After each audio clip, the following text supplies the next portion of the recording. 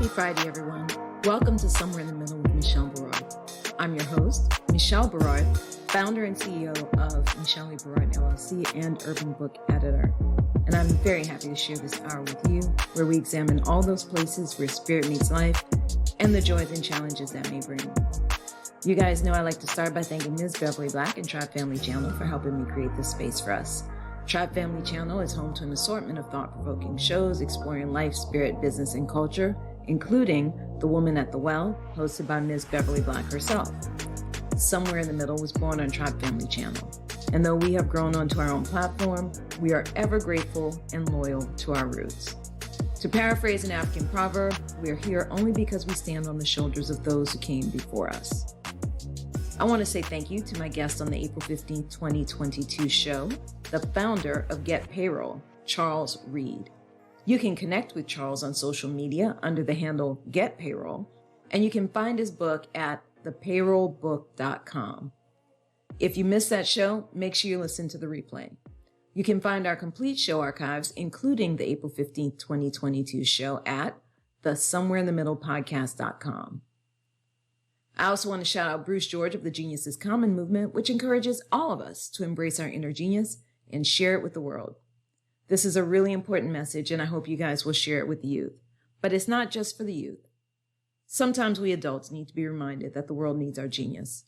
Learn more about the Genius is Common movement at www.geniusiscommon.com. Now, this month's guest is a delight and an inspiration.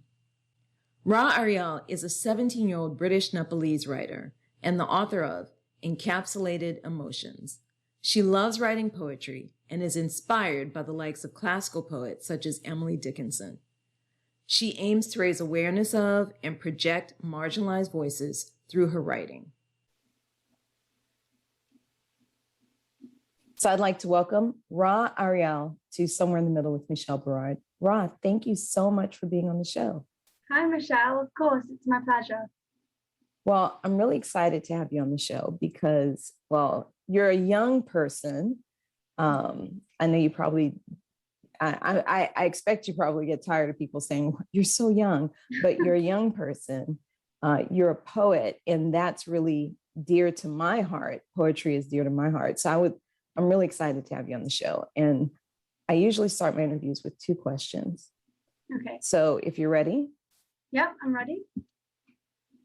Rha Arayal, who are you and how did you become who you are today? Right, that's a good question. Well, as you've mentioned, I'm a young poet. I'm 17 years old. I live in Wales with my family. And I started writing poetry and it helped me become who I am. It's such an integral part of my life.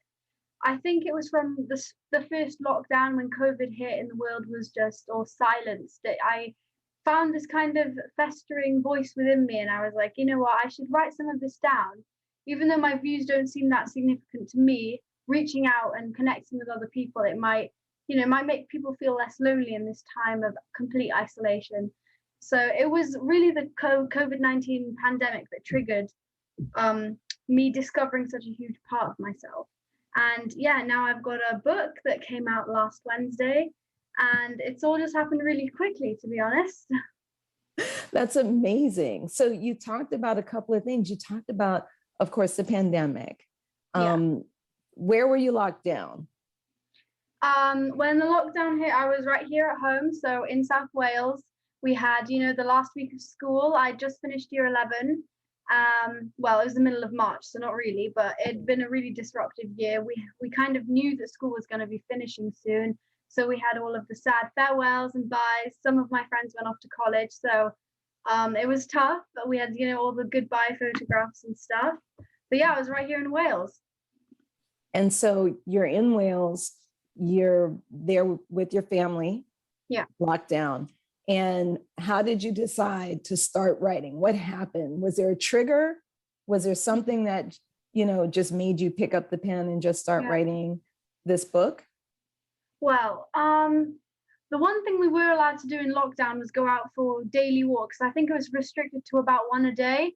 And so me and my family, we'd just go outside, go to the park or something, and just being around nature and really feeling connected to nature after so long, even before, if I'd be going for a walk with my family, it'd be, oh, I've got to do homework when I've got back, I've got deadlines, I've got an exam next week, and all of that just slowly melted away. It was just me and nature, and I feel like nature is such a big element in my writing because it is kind of what triggered my writing to begin with. It's just like the foundations of what my poetry is built on. It was the COVID-19 pandemic and finally being able to take a step back and just, just breathe, really.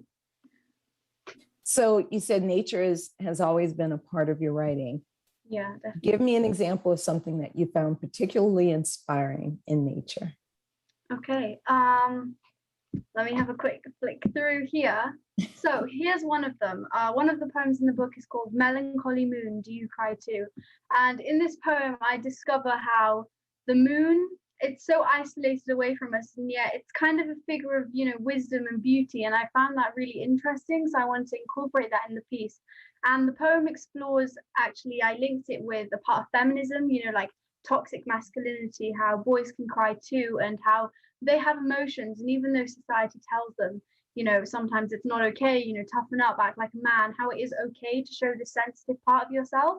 And so, yeah, I like to connect kind of nature and just peacefulness with something that's really significant in society today. I think that's kind of a poignant part of my work, how I like to connect two absolutely completely unattached things and find a way to mold them together and for them to come together and have a completely new meaning. Well, would you be willing to read that poem for us? Let me just find it. Okay. Melancholy moon, do you cry too? Beneath his glowing presence is a failing skeleton. Under his ominous stare is a lifeless soul. His crescent shadow reminds him that he's not whole. A boy whose eyes are battered and barren, he too tosses and turns. He too holds the capability to feel blue. A boy watches the moon, his masculinity strung out towards the stars. He says, do you cry too? So why did you decide to bring in feminism in particular and really the concept of men, boys being able to cry? Why did you tie those two things together with this concept of the moon and melancholy? I completely understand why you'd ask that, because as a young girl you wouldn't really think that I'd been affected by that sort of experience. But as we were home and what would you do, we'd all just turn to our phones, log into social media. There were lots of stories emerging about how just humanity in general, we're finding it really difficult to cope. And I just thought, well, even if they're just showing mostly mothers struggling with their children or just young students living in an uncertain times, I was like, there is kind of underrepresented groups within this as well. And I just turned towards men and boys who are maybe head of the house or have been told, okay, you need to work this out, when really it's a blameless situation. And I just wanted to write this for them to realize that they can take a step back and they can let their emotions out as well. So who have been big influences in your life in terms of your writing? Well, in the part of South Wales that I live in, actually, there was a really famous poet called Dylan Thomas. I don't know if you heard of him, but he grew up, and one of the parks that he grew up and played in for most of his childhood was the same as mine. So I feel like we hold that kind of connection, even though, generations ago, he's sadly dead now. But here I am, a new poet, in his park, basically. And the birthplace of Dylan Thomas is a little community called Uplands, and that's also where I was born. So just having always his poetry in the backdrop of my life, even in childhood when I didn't know I wanted to write poetry, it's just a kind of familiar thing that I cling on to. It's like a kind of constant thing that's always been in my life, and now I can finally acknowledge it and enjoy his poetry as well. So did you study a lot of poetry in school, or did your parents read poetry to you? How did you get interested in poetry in particular? Right, okay.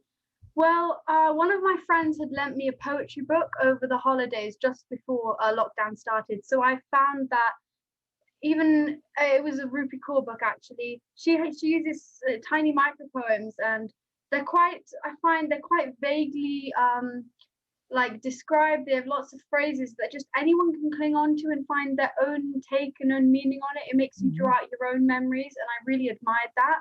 I actually hadn't studied poetry, so I didn't know anything about, like form, structure, different metric systems. I didn't know any of that. I'm studying English now, and I've now we've been studying some classical poets, so I do know about that now. But before, no, I only had maybe one poetry book to refer to, and I didn't even own that, so I couldn't flick back through it. So I was just finding my own feet in the most natural way possible. So what do you consider to be the most natural way possible to find your feet? If you have no training in poetry, no formal education in that area, how did you find your feet? Well, one of the main ways that I got motivated to keep writing poetry was I started an Instagram account, a poetry Instagram account called Encapsulated Emotions, same title as my book. And on there, I'd follow a range of different writers, and each poet has, a kind of different signature thing. Like I said, I like to connect my poems to nature, and just glancing at those, scrolling through, it helped me absorb different techniques and thoughts, and also messages, like I said, that I wanted to implement into my work. So I think you just need to be open to the world. Like, there's poetry everywhere. As I said, I was connecting with it just from leaving the house and going on walks, but also I think social media was an integral part of my development as a writer. So you mentioned social media, you mentioned that you follow different poets. Who's your favorite poet that you follow? Ooh, that's really tough. I think my favorite poet that I follow is probably one of my friends. Her name's Rosie. She doesn't post anything on Instagram as such, but she has a few other platforms, and she shares her work with me. And she was actually writing poetry before me, and I'd read her pieces. So yeah, she's a very good poet, and I'm inspired by her. That's awesome. So what's your writing process? How do you get up every day and say, I'm going to write one poem, whether it's good, bad, or otherwise, or what's your process? All of that kind of structure would probably be really admirable, and it would be the kind of thing that maybe listeners would expect from me if they were seeing me as a role model, but that is absolutely possibly the opposite thing of what I do. I try not to pressure myself into that kind of structure. So sometimes, since we're back into real life school now, I simply just won't have time, or I won't feel like I need a breather. I'll just keep working through the week, and then maybe on a weekend I will sit myself down and I will say, okay, it's your time to do what you do best now. You can write some poetry. And then within that hour, I maybe will have written 6 or 7 poems. So I don't really structure it like a poem a day, but I kind of collect up good thoughts. I've actually spread out a really big piece of paper on my desk, and I just jot stuff down straight onto my desk. It's kind of like a scrapbook. So I'll do that throughout the week, and then just looking down at my desk and up on my laptop, I will just type away. That's my technique. Okay, that's a neat concept. So you said you spread out a large piece of paper on your desk, you jot notes throughout the week. So that's like, writers writing on napkins and stuffing them in their pockets and things like that. That's my vision of it, Yeah. And then you come back to your desk on the weekends. And this is because you're back in school, right? Yeah. Some of the summer holidays are going to start at the end of this week, actually. So next week onwards, I'll be a lot freer, and I feel like I'll be producing a lot more poetry as well through the summer. Okay. So tell me about this book. How did you come up with the idea for this particular book? And what was the process like for you to get this published? Okay. So first off, the book, as I've said, it's called Encapsulated Emotions. And if anyone does have a little research and look at the cover, you'll see that it's a very striking, memorable figure of a girl who's covered in flowers, and there you have it straight off, the connotations with nature. Something really special about this book is that my best friend illustrated it. So she did the cover design, and throughout the book as well, you'll see little illustrations to match each poem, and she did all of these. So it's half of my heart and passion, and it's the other half of her heart and passion. So just holding it feels like you just have the melting of two souls. It's really, really special. The concept of the book is that it is a symbolic time capsule. So there's 3 chapters: collection, preservation, and decay.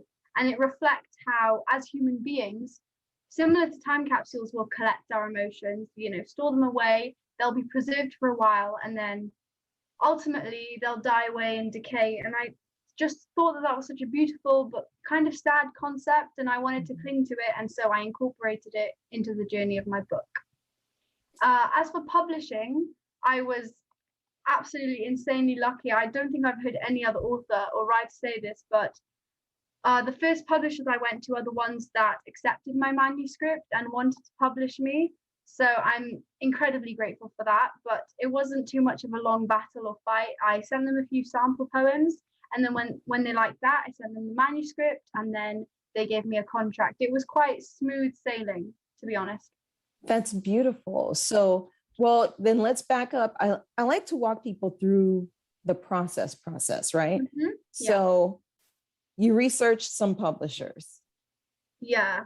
Well, what did you do? How did you find your publisher? Them? It's an absolute, like, the actual story is so by chance, almost unbelievable. What I actually went to do was, one of my friends had been published in a Gen Z, like, teenage magazine. Mm-hmm. So I was just there typing away, looking at Gen Z publishing, Gen Z magazine, whatever, to try and find her work online. But I actually stumbled across Gen Z publishing, and I had a look on their website, and I saw that they accepted manuscripts from young authors. They had a very big, one of their missions was to have diverse authors. They didn't mind if you were young, if you were unagented, if you didn't have, previous experience in the publishing industry. And I just thought, what have I got to lose? I will send them a few poems. And so I sent them across, I think it was 12 sample poems. And then within 6 weeks, I had a response saying, we're interested. So it's absolutely by chance. I would love to tell you that, it's a painstaking process, that I've got sheets of research, but it was just so by chance. It's almost unbelievable. It's serendipity. Yeah, most definitely. So you found your publisher, they sent you a contract. What did you do then? Did you give it to your parents and say, hey, look this over with me? Yeah. Did you go to an attorney? What process did you do? Going into detail here, there was actually a little misunderstanding because of, I think, the tone of my poetry, and as we've discussed, the kind of things that I talk about, like social injustices, feminism, different movements that I've perceived as a teenager. They actually assumed that I was an adult. I think they thought I was kind of like a woman in her 40s or something. So when they sent it over, they sent me like an adult's contract, and it was something like, I hereby sign that I'm over the age of 18. And I was 16 at the time. So I emailed them back like, sorry, I think you might have got this wrong. I'm actually 16 years old. And then they were like, oh, sorry, here's another copy of the contract, but it has a part for your dad to sign, or your mom as well. So I gave that to my parents. We were all very, very happy. My dad was a little bit skeptical because obviously we were new to this publishing industry. We didn't know a single thing. So he was wondering, do we need to get a lawyer to check this over? Do you need to, do we have to get you a literary agent or an editor, or just someone to be there, like a professional to support you? But we just decided to read it over ourselves. And in the end, everything was absolutely perfect. It was as legit as possible. And then we signed it, and the editing process started.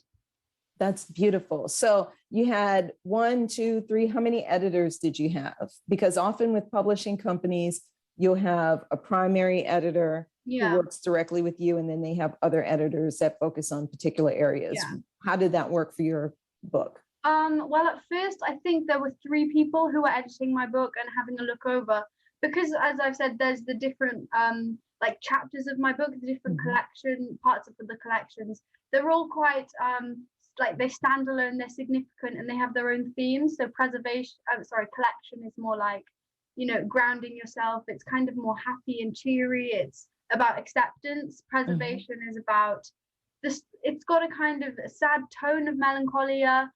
And most of my injustices and my social movement pieces are in preservation, and then decay will be, the loss of relationships or grief or cultural identity kind of poems. So we had to first of all sort them. We had to ask ourselves, what do these 3 words, collection, preservation, and decay, actually mean, and how can we use that to categorize the poems? So yeah, at first, because it was such a big challenge, really, and it's so subjective, even if I'm like, oh, I think this should be in collection for me, other people might disagree. So we had to try and do it as fairly as possible so that the readers could kind of understand our reasoning. So at first there were 3 editors, and then that kind of melted away when the manuscript was more finite and more developed, and then I just had one, and her name is Emily, and she's amazing. So then Emily took your book from that editing stage to layout, and that's where you started working with your friend to get the cover design, to get the illustrations that go. How did that process work? So I think there was, I don't know her exact title, but there was a woman called Stephanie who was dealing with the process of cover designs and illustrations. And so I just pitched to them, like, I don't know if you're going to say yes to this. I have a friend, she's also 16 like me. She loves doing art. She's just completed her art GCSE. She got an A star. She's very, very good and talented.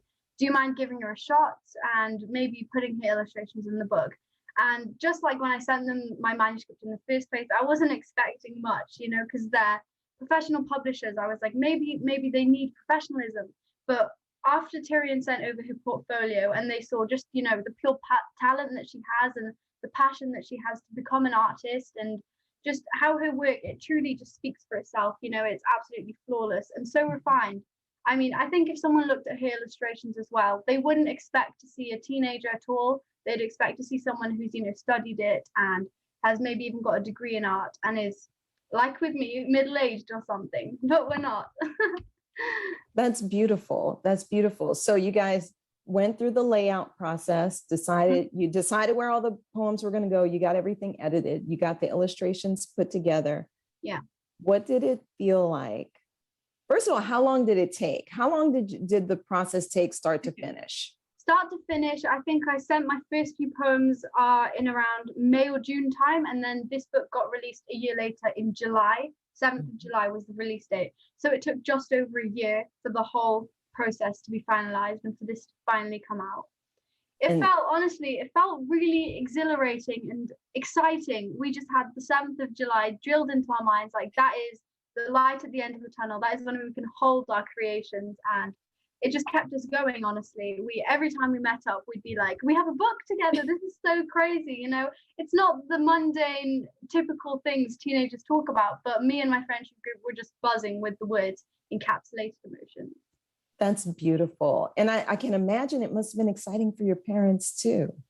Yeah, it was. They're so proud of me, especially because we're originally from Nepal. Some of you know, my uncles, my aunts, my grandparents, they've never even been to university. They haven't had the opportunities to build up, you know, and find things like this. So just explaining to my grandparents back home, it's been such an experience to say that my dad, who grew up in a, you know, a rural urban village and then moved here and then had me, it's just like stepping up higher and higher. My dad sometimes says to me, like, you are honestly like standing on the shoulders of so many of your ancestors and just rising up. And yeah, that's really touching for me.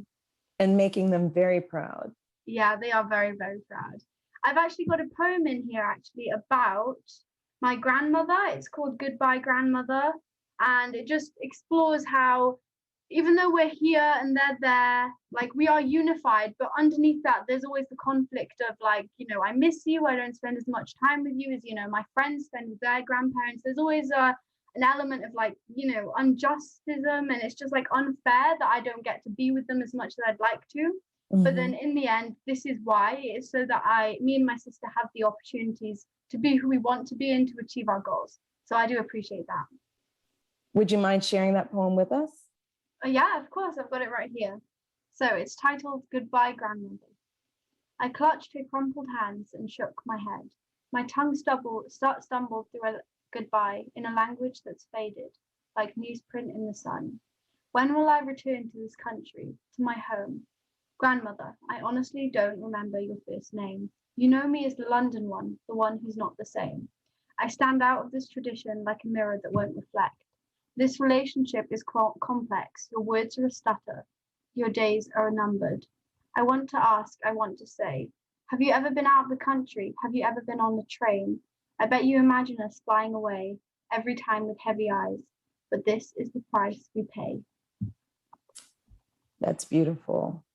You say something interesting in the poem. You said, the one who is not the same. How does that change things when you leave your home country to go to Europe or the United States or any place else like that? How does that change things from the family's perspective that stays behind?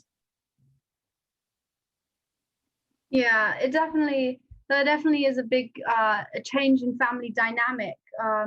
My dad moved here when he was really young. I think he was about 11. So even, my dad's childhood, they didn't get to see all of that possibly as much as they would have liked to. And then he went back to Nepal and got married to my mom, and then they came here and had me and my sister. So there definitely is a difference, and especially because we've got such a big family. My parents both have so many siblings. We've got tons of cousins. When we go, it's almost like a surprise, a treat for them, when really it should just be normality. So even though obviously it's nice, getting the special treatment, getting all the special food and stuff like that, there is definitely a bittersweet side to it, where it's like, this is where we belong, this is our home. We shouldn't have to leave and then come back and be treated like this. We should just be treated in a normal way, because you are our flesh and blood and bones, you are our family. But so when you go home, you're treated as, honored guests, visitors, yeah, that something kind like of that. Yeah. So what does that mean in terms of, like you mentioned, a fading language? Yeah, What does that mean in terms of communication? What does that mean in terms of the way that you interact? Mm-hmm. Well, when I was born, my first language actually was Nepali, so I was absolutely fluent in it. I preferred it to English, and then when I started going to school, my Nepali started going down and my English started going up. And I think before, when I was little, everyone in my house spoke Nepali, so my parents were both speak it, and so would I. And then when I started going to school when I was about 3 or 4, then me and my dad slowly turned to speaking English. My mom, adamant as ever, she always speaks Nepali in the house. But now it's 3 against 1. When Anna was born, she's always just been brought up speaking English. So I think for me, Nepali isn't so bad. After I'm in Nepal for a few weeks, it comes back to me, like an old friend, a visitor, it does come back. And then when I come here, though, I find within days I will forget it again and it will be difficult. But for my sister, it's the most difficult, because she understands it completely. Anything anyone says, she can understand fully. But when she speaks it, she's worse than me. So it is tough. So English is technically her first language. Yeah, English is her first language, whereas my parents and my first language is Nepali. But the thing is, I can't switch between them very quickly. If we're in Nepal, then I'm very good at Nepali, because obviously it's the culture, it's the language that surrounds you. Everyone's speaking it, you get used to it. But I'm very bad speaking to relatives on the phone and things like that. I bet they think it's cute though. Yeah, they do. Especially because as you mentioned at the beginning, I've got a very kind of pronounced, unique accent. And when I try to speak Nepali, and that is definitely interesting. So they call you, how valid is that idea that your grandmother sees you as the London one? Are you guys the only ones who've left home, or why would that be kind of a thought? Yeah, well, since it's so far away, I don't think any of them actually realize. I think it's the same with some of my friends who are from India and stuff.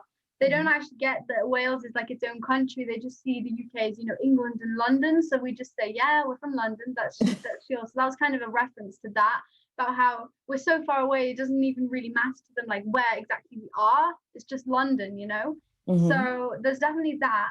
And well, it's just so tough being away from them for long extended periods of time, and seeing my friends going up to visit their grandparents every weekend. Well, not with the pandemic, but usually. And it's just kind of been a constant reminder through mine and my sister's childhoods that our family are miles and miles away. They're like a 16-hour flight away, whereas other people will be, next door to their grandparents. So it's difficult to accept, but also we appreciate the chance that we've been given. I'm sure many of my cousins would swap out their lives for mine. So I'm not ungrateful, definitely not. So is your core family, your nuclear family, the only one of your family that's left Nepal, or are you just the main ones in Wales? I think some of my cousins have gone to like America or Australia to study, and then they've lived there and rooted themselves there. But I think because we're the closest ones to my grandparents, because obviously my dad is my grandma's son, it's like a lot harder hitting than, like a grandchild leaving and going away. And because when we come home, we see my mom's side of the family as well. we were just kind of the first ones to leave and make that step, which makes it Okay. the hardest because we've grown the furthest apart, if you know what I mean. Yeah. You mentioned your dad came here at 11. Yeah. How did that come about? Well, he got a scholarship with I think they were a charity called Pestalozzi. So they went around the world looking for children from, underprivileged, poor backgrounds to bring them to the UK and give them an education here and give them opportunities to learn how to become, good citizens and good farmers, because most of them were from agricultural backgrounds. And then the plan was to, after they were, I think, 18 or 19, or after they've completed university, to send them back to their country so that they could, prosper and build businesses there.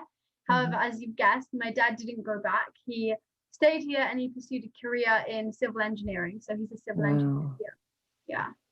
That's amazing. So my dad himself, he made a really big step from being, a poor boy living in a village to having a white collar job over here in the UK.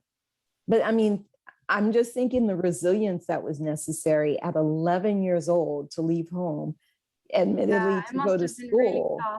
Really I do ask him about it. And, he hated the food, he hated the weather. There was a lot of things that didn't agree with him at first, but I mean, it must have grown on him because here we are. He wouldn't even move to the next city over. He absolutely loves where we live. We're surrounded by beaches and nature. It's a really nice place. That's beautiful. So you've published your first book. Yeah. When can we expect the second book? Ooh, well, I don't know. I have sent my publishers a proposal for the second, so that is definitely in the works. I hope that Tyrion will illustrate it again, because it's just something about her work that complements mine so deeply. I can't imagine doing another book without her. So yeah, hopefully, I don't know, maybe a year or 18 months from now, we'll have to see. That's beautiful. And so where you said you were finishing grade 11. Yeah. So I'm assuming that's like high school. I'm finishing year 12 here. So I'm going on to my last year of college before university. Okay. So that's where I want to make sure that I understand, because we call that high school here. So you're about to go, you would be going to what we call college when you say university, right? Mm-hmm. Yeah. There's so much. Y'all are so fancy in Europe. Y'all have such fancy ways of saying everything. So you're going to be starting your first year of university next year? Yeah, next September, not this September. Yeah, that's amazing. And you will already have 2 books under your belt. Yeah, let's hope so. Have you given thought to what you're going to study when you go to university? Yeah, I think it's pretty much completely set in stone now. I'm definitely going to do English. I'm thinking an English and creative writing degree. I think that's, my calling. I'm looking forward to that.